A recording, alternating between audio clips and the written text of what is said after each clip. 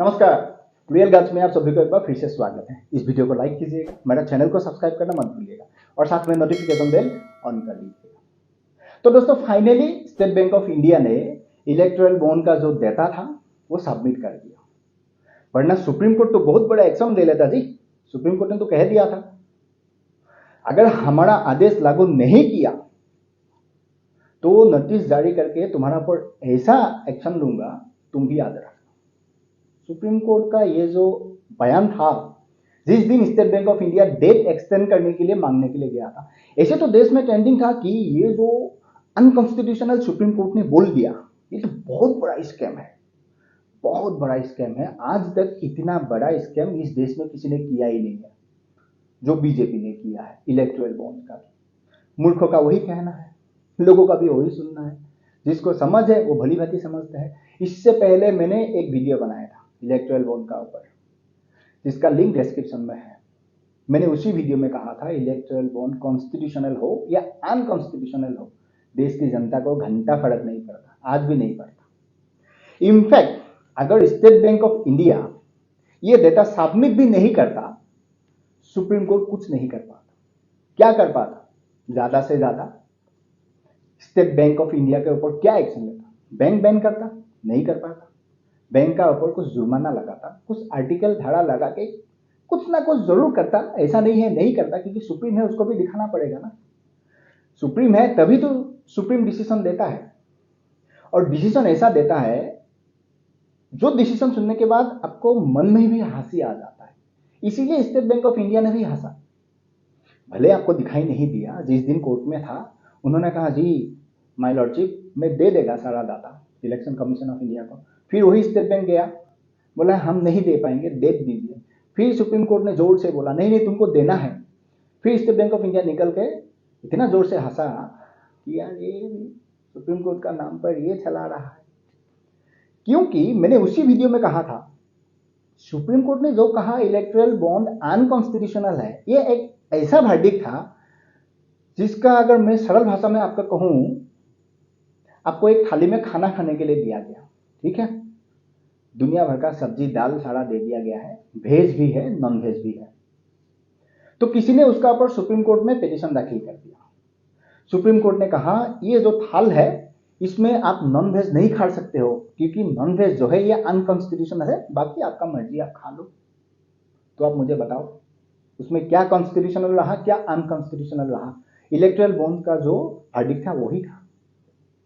State Bank of India का through जो bonds है उसका थ्रू आप ट्रांजैक्शन नहीं कर सकते हो, ये बंद कर दिया गया, अनकॉन्स्टिट्यूशनल है। लेकिन चंदा लेने का जो प्रोसेस है वो तो कोर्ट ने बंद नहीं किया। अगर इतना सही ढंग से जनता के लिए सोचता कि चंदा लेना ही गलत है तो हर दिशा बंद करता। ऐसा प्रावधान क्यों रखा कि आप तो 20,000 आप जितना मर्जी दे सकते हो? अगर आप बिजनेसमैन हो, आपका पिछला 3 इयर्स का जो एवरेज प्रॉफिट है उसका 5% आप दे सकते हो। मैंने कहा ना, एक थाली में आप वेज भी दिया नॉन वेज भी दिया, फिर कहा कि आप नॉन वेज नहीं खा सकते हो, बाकी जो मर्जी आप खा लो, कर लो बात। लेकिन कहता है ये अनकॉन्स्टिट्यूशनल है, इससे किसी को कोई फर्क नहीं पड़ता। मान लीजिए स्टेट बैंक ऑफ इंडिया कल का दिन में अगर ये डेटा नहीं देता, सुप्रीम कोर्ट क्या करता?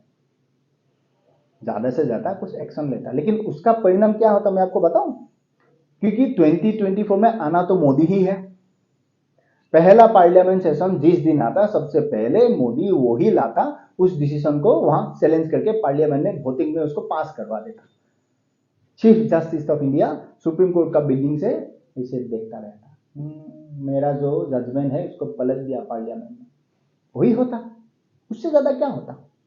देखो आज भी लोग कहता है कि जो डेटा सबमिट किया है इसमें इस टाइप का डेटा दिया गया है, इसमें 2 पार्ट है। एक है आपका बोन परचेज है और एक है आपका बोन है, ठीक है। तो 1/4/2019 से लेके 11/4/2019 तक जो परचेज है ये 3,346 नंबर है, और उसका अगेंस्ट में जो रेडी है ये है 1,609 है। और उसके बाद वो परचेज और रेडी में जो पार्ट है उसमें 12/4/2019 से लेके 15/2/2026 तक, यानी लास्ट महीने तक जो परचेज अमाउंट है 18,871 रुपीज है, और जो रेडी अमाउंट है ये 20,421 रुपीज है जी। ये तो फिर समझ में आ गया कि स्टेट बैंक ऑफ इंडिया इतना पैसा कहाँ से आया। या अब तो मोदी गया, नरेंद्र मोदी इस बार गया। 2024 में सबसे बड़ा मुद्दा वही है यार। मैं अभी भी कहता हूँ भारतीय जनता पार्टी का पास इलेक्टोरल बॉन्ड का थ्रू कितना पैसा आया था, 6,566 करोड़।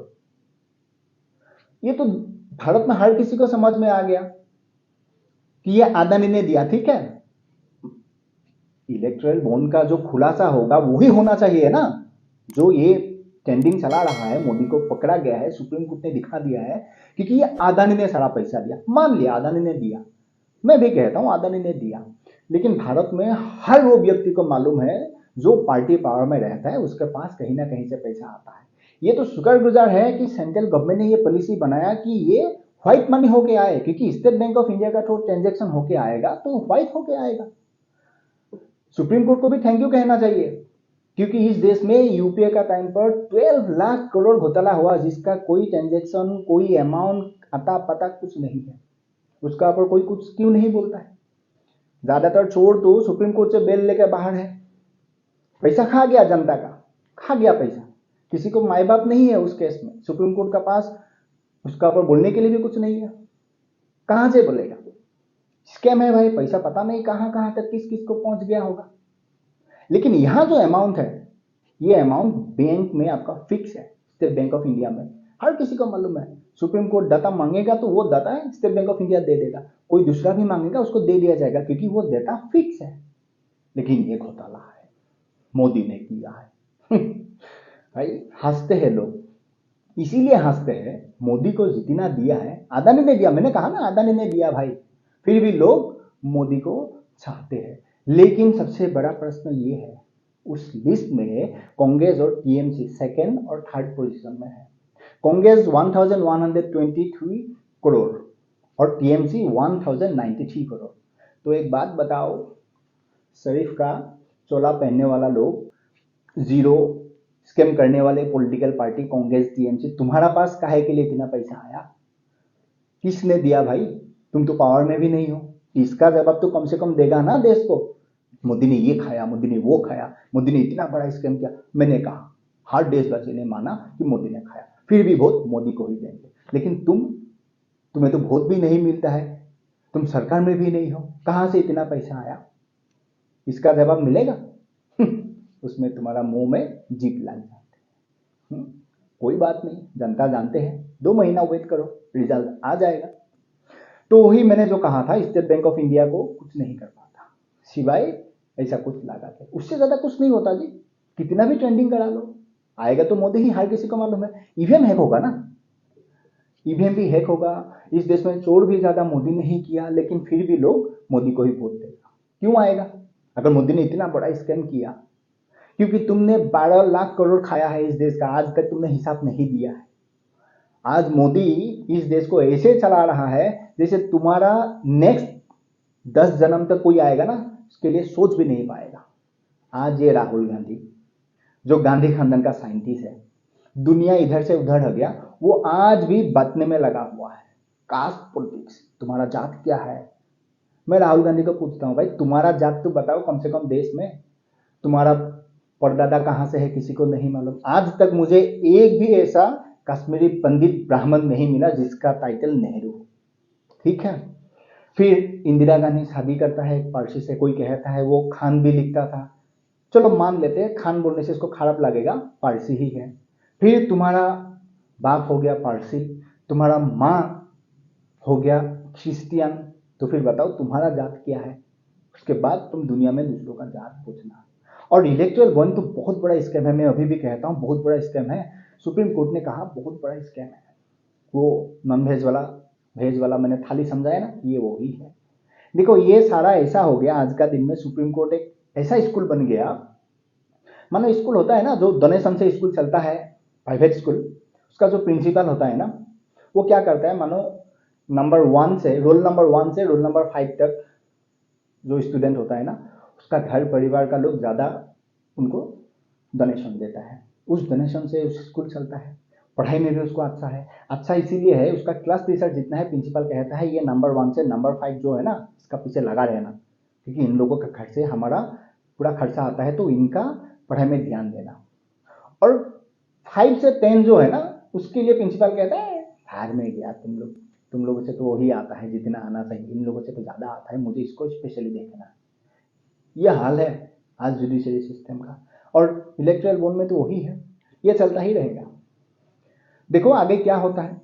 15 मार्च को इलेक्शन कमीशन वो डेटा अपनी वेबसाइट में अपलोड कर देगा, उसके बाद आप पढ़ लेना, आपको ये भी मालूम पड़ जाएगा जो कांग्रेस और टीएमसी को किसने दिया। देखो मैंने तो कहा मोदी को तो अदानी ने दिया, मुद्दा तो वही है, वही होना भी चाहिए, हम भी चाहते हैं वही हो। सारा का सारा 6566 करोड़ जो था ना वो अदानी ने ही दिया है, यहाँ इनको किसने दिया, प्रश्न तो वही है।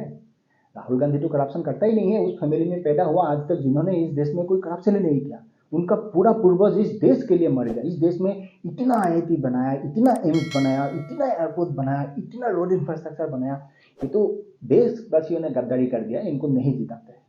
जी हाँ, तो वही था मेरा संवाद आज आप तक पहुंचाना।